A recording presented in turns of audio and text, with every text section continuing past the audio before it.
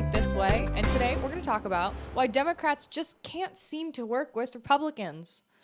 This hasn't really been a huge issue in the past. Obviously, it's always been something that was there, but in the Senate, in Congress, typically Republicans and Democrats find a way to work together, and they certainly are still on certain matters. Obviously, it depends on what you're talking about, but we've seen increasingly under Donald Trump's presidency their absolute refusal to work together and to work with Republicans, and especially the president.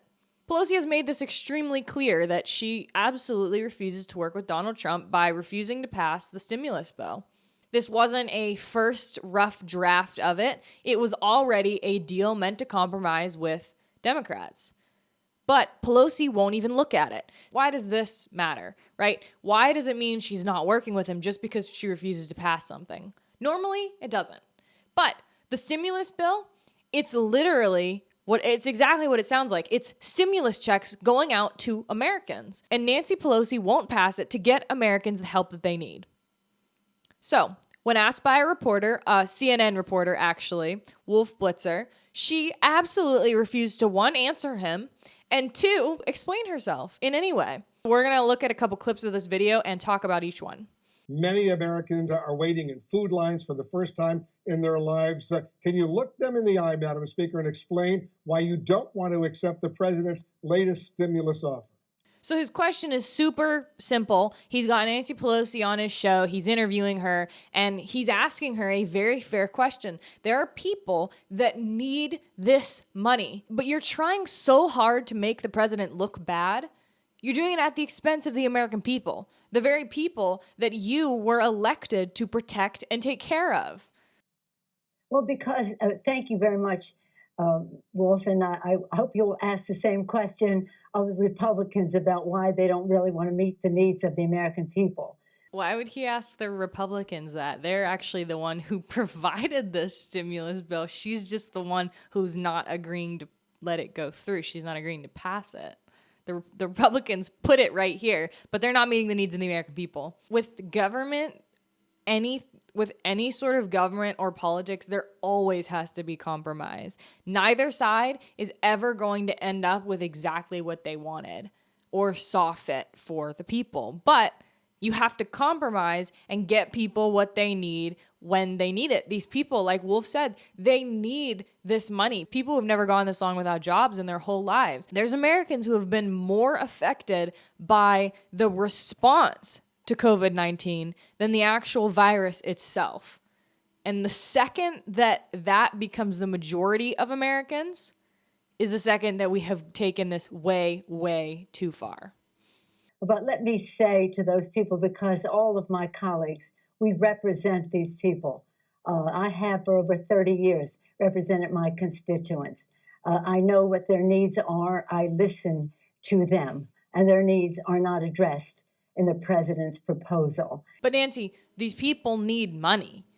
And that's actually exactly what the stimulus bill gives them, the money that they need. Now, it doesn't give probably everyone money, and not everyone needs money, and maybe it doesn't give them as much money as you think they need since you know them so well. But wouldn't giving these people $10 be more helpful than giving them nothing?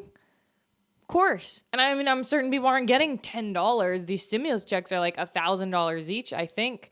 But either way, they're definitely getting money this way, and she's blocking that. She's stopping that completely. Excuse me for interrupting, Madam Speaker, but they really need the money right now. And even members of your own, even members of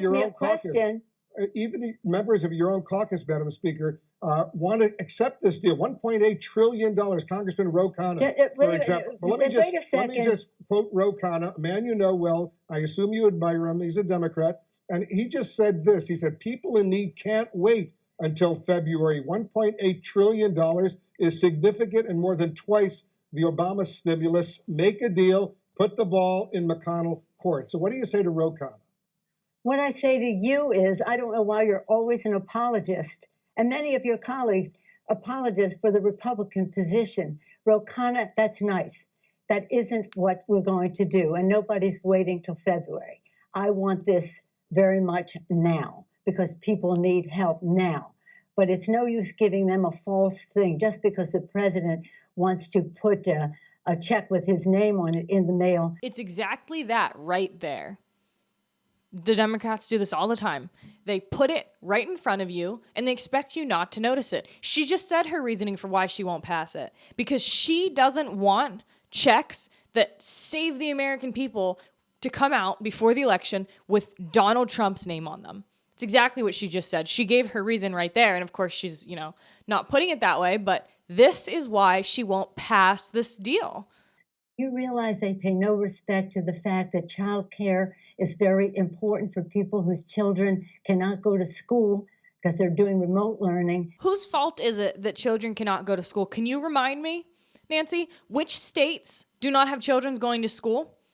Are they Republican states? I don't think so. And yet they minimize the need for child care, which is the threshold with which people, mothers and fathers, can go to work if they have that. Do you have any idea of how that's precisely why, Madam short they're concerned? That's why it's so important right now. Again, Democrats do this over and over and over again. When the economy, when the country is doing so well that the people don't need the government to help them, Democrats make up reasons. They make up these lies about why you need the government. You're oppressed, you need the government. Black people are being killed disproportionately by police officers, according to the left. So you need the government to help you fix this issue. In the meantime, you guys can loot and riot, and we're not going to do a single thing about it. Democrats, you are all going to die because of this virus. And if you don't listen to us, the government, on how to act during this pandemic, as they like to call it, listen to the government, and we will tell you what to do. We will tell you how not to die. You need us to tell you that. Democrats, every single time, the left, it's what they do. They cannot handle when you don't need them. See, conservatives, Republicans, they understand that there's a need for government, but the ultimate goal is not to have government involved where it doesn't need to be.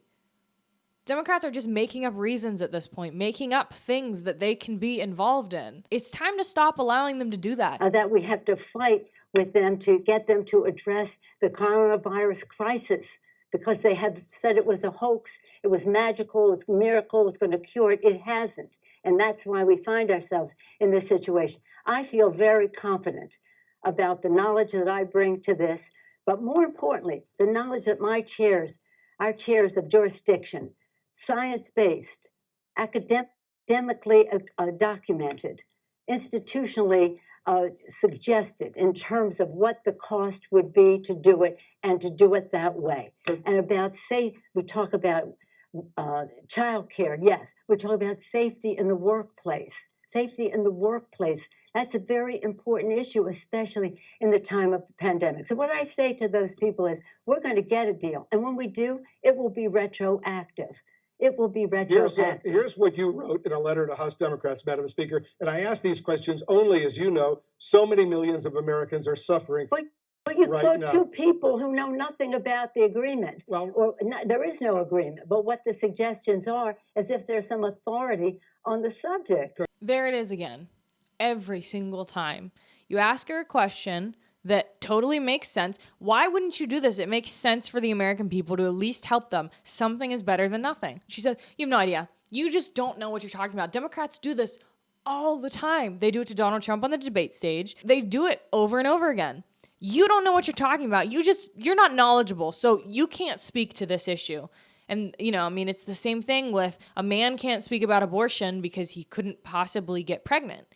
Yet at the same time, we put these news articles out that this transgender man who was a woman but is now a man is actually a man who is pregnant, even though he's a woman. Where's the logic in that? There is none, but it doesn't matter because Democrats think that you're so stupid, you won't notice. Nancy Pelosi thinks you're so stupid that if she gets on TV and tells you, and this very smart reporter, by the way, okay, he definitely is asking the right questions, at least in this interview. I've never seen him on anything else. But she believes she can tell you, you have no knowledge of this. You don't know what you're talking about. I do, because I was elected by the American people to serve the American people and to represent the American people. She thinks she can tell everybody watching this that, and they'll just believe her. Oh, yeah, we did elect her. We chose her, so yeah, she probably knows better than we do. Who watches this and thinks that? Does anybody watch this and think Nancy Pelosi is doing what's best for me? And she has no ulterior motives? Nancy Pelosi doesn't need this money. It doesn't matter if she gets this stimulus bill because her family's eating tonight and tomorrow night, and they know where every next meal is coming from. Because Nancy Pelosi's job is not on the line. Nancy Pelosi was not affected by any of the coronavirus guidelines she's put in place, except the hair salon, and even that wasn't her fault somehow. None of this affects her. Please give equal weight to to all of the chairmen on the committee who have written this bill. But so many of your fellow Democrats in the House, they want a deal right now. No, that isn't. The problem solvers, they all want a deal right now. Yeah. And here's what they're complaining about, because you wrote a letter to House Democrats and you said this. Let me read a line from the letter you wrote. The president only wants his name on a check to go out before Election Day and for the market to go up. Is that what this is all about? Not allow the president to take credit if there's a deal that will help millions of Americans right now? He's not that important, but Great. Wolf just put it right there. We talked about this a minute ago. We already pointed that out. She's already said it. And this is a quote from her from a couple days ago. And she said the exact same thing. Donald Trump wants to put his name on these checks. Sounds like it's really bothering you. Yet he's not that important, is her response. Let me say this. With all due respect, and you know we've known each other a long time, you really don't know what you're talking about. If the plural of anecdote is not data. Yes, there's some people who said this or that. Overwhelmingly, my caucus wants what is right for the American people. When you say, oh, I don't mean any disrespect, no disrespect. It's just like saying, no offense, and I really don't mean this to be offensive, but you're ugly.